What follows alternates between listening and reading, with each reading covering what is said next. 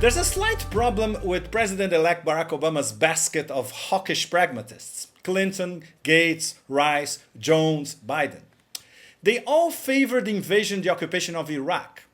They all believed in the weapons of mass destruction fantasy and in Saddam's fake connections with Al-Qaeda. They all favor humanitarian or outright imperialism.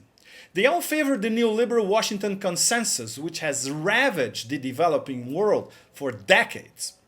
They all favor the same interventionist policy practiced with some nuances by Bush Sr., Clinton, and Bush Jr. Obama has promised to responsibly ending the war in Iraq.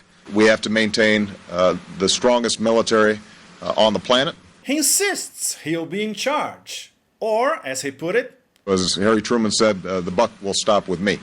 Obama has stressed that the U.S. is on a glide path to reduce our forces in Iraq. But this is how the mission will be carried out. I will be giving Secretary Gates and our military a new mission as soon as I take office: responsibly ending the war in Iraq through a successful transition to Iraqi control. We will ensure that we have the strategy and resources to succeed against Al-Qaeda and the Taliban. As Bob said not too long ago, Afghanistan is where the war on terror began, and it is where it must end. There are many problems with this strategy. Most of all, it tells that Obama remains a conceptual prisoner of the war on terror framework. And how do you responsibly end the war in Iraq? Well, the recently signed SOFA between the Bush administration and the Maliki government in Baghdad will not be ratified by the US Senate. This means that Obama, as commander-in-chief, will not be bound by the SOFA. What does that mean? It means that Obama has the power to end the occupation in Iraq next month, if he wishes. He wouldn't have to wait for his own 16 months deadline, much less the 3 years stipulated by the recently signed SOFA. It's not going to happen. Pentagon had Robert Gates, now remixed as part of Obama's national security team. The man in charge of the responsible withdrawal will need US troops to train the Iraqi security services and the military. So these are what Obama himself called the residual force. They could be as many as 30,000 troops.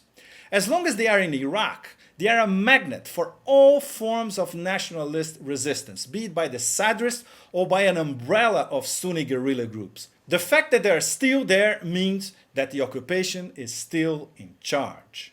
Then there's Robert Gates himself, the consummate Beltway boy. And talk about continuity. During Bush Sr., he was CIA chief.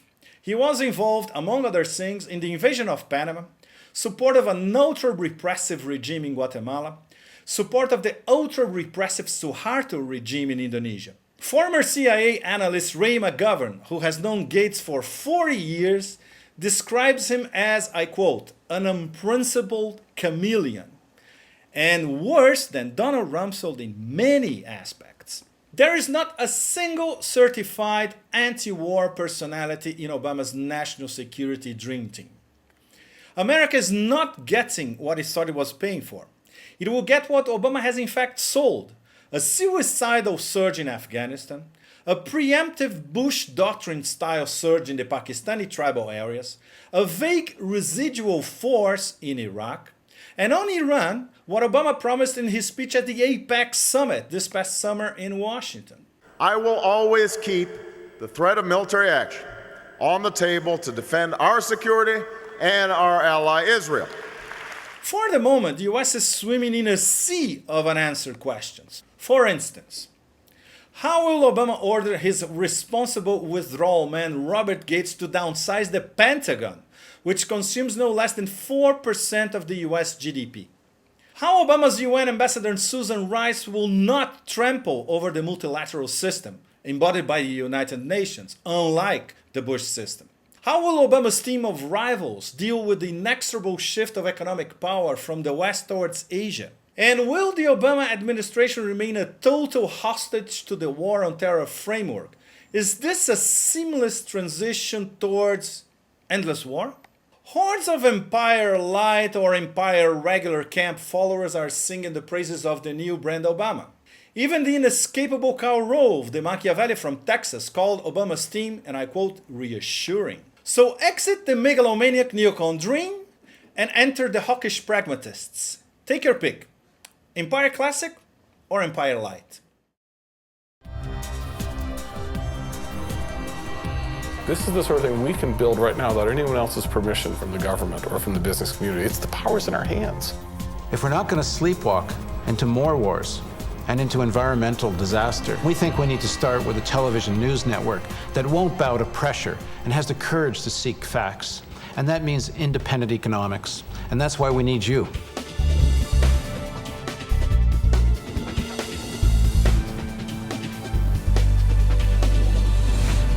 Real hope means facing a complex reality.